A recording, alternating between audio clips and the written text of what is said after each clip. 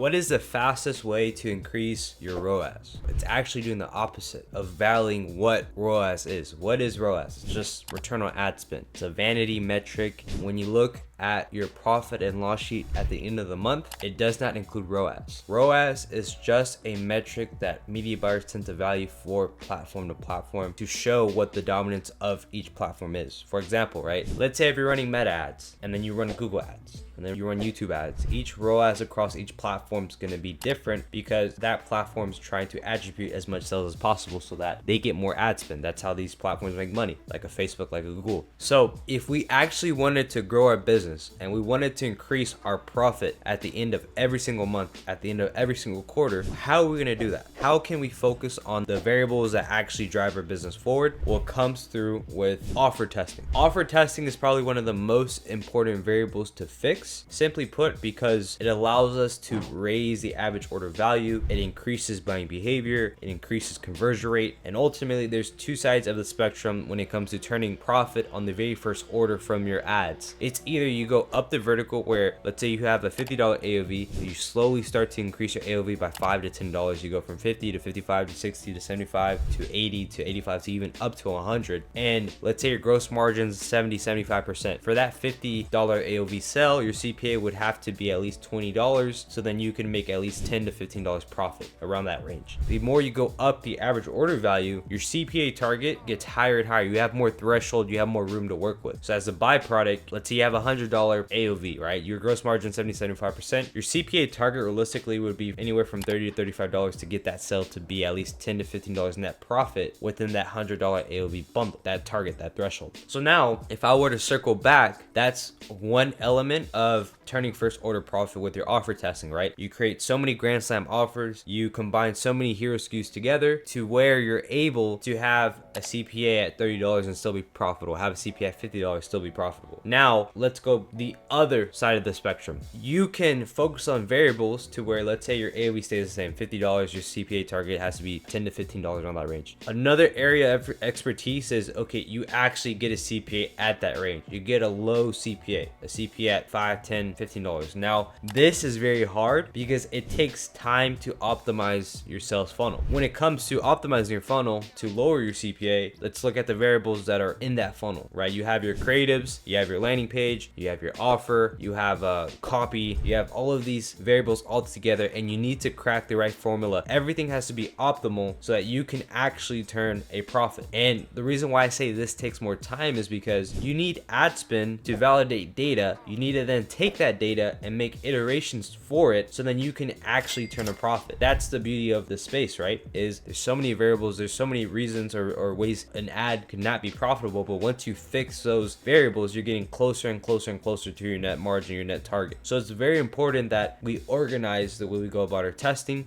and we want to minimize the amount of risk. If we want to minimize the amount of risk and we want to increase as much profit in a small enough timeline, then it's focusing on higher AOV bundles. And as we do this, as we progress, what we do with our portfolio of brands is simultaneously we're organizing the way we go about our testing so then we can lower CPA. So this ties into my next point. It's organizing creative testing. Now, brands have hired dozens of agencies in the past. They choose to outsource, and then as they outsource, right, that agency tends to just throw random creatives, random angles at the wall. Now, I am under the assumption that for every dollar spent, it needs to give us information. Whether the ad was positive, we saw a positive return, or if we saw negative results, negative feedback. Regardless, I'm taking all this information and I'm getting closer to building out my ideal winning ad creative. Now, this is the beauty of when you organize creative testing. The way we go about organizing our tests is we start off with static images, go into GIFs, then we build into user-generated content. We might work with influencers, or we might just work with the founder directly. Now, to my next point, it's the creative does all the targeting, especially if you're in the campaign level, you're going fully broad. So with your creatives, you want to organize it by, you have it's our ideal customer profile or our audience demographic, to where it's, okay, let's say we're trying to target men that are 35 to 55, and then we go a step further, then we go into audience persona. What is it about this man that we can reach out to, right? For men, let's say we're working with a t-shirt brand and it's more patriotic. Well, then the angle would be different. The angle would be, okay, we're going after men who are blue collar workers who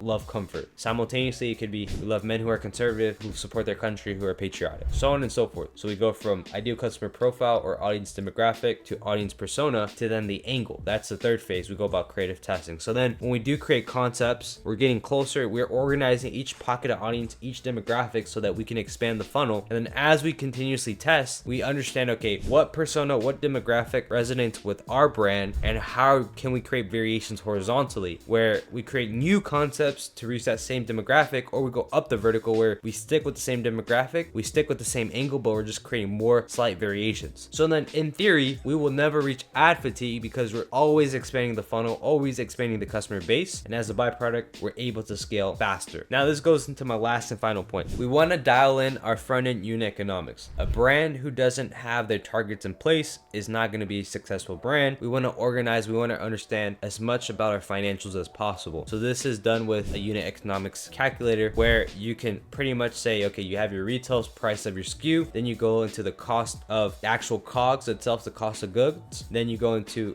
fulfillment, what's the cost to ship if you're shipping for it, or if the customer pays for it, you leave it zero. You also have other resources like, are you offering picking and packing fees, maybe manufacturing costs? Those are typically what's tied to, okay, how do you get to gross margin? Once you get to that number, then you can now go a step further, optimize for net margin. What, okay, from 75% gross margin at this MSRP or at this retail price, what is the actual net profit? And then from there you can set up, you'll get your CPA target. What is the blended ROAS metric you need to hit? And what's the blended CPA you would need to hit to turn a profit to get to that 10 to 15% net target mark? So it's very important that if you don't have this in place, you need to build it. I've shot previous videos on how to calculate unit economics. You can check that out. But it's very important that we know our numbers, because if we set a CPA target and we have no direction, if we don't set a CPA target, we have no direction, right? We're just going to end up following blindly. We're going to waste a ton of money. We're going to waste efficiency. And as a byproduct, we're going to waste a ton of time. So the best way to do this is before we launch any campaign, we know our numbers, we're organizing our creative tests, we're focusing on raising high AOV bundles first. And then as a byproduct, we're following steps outside of the funnel to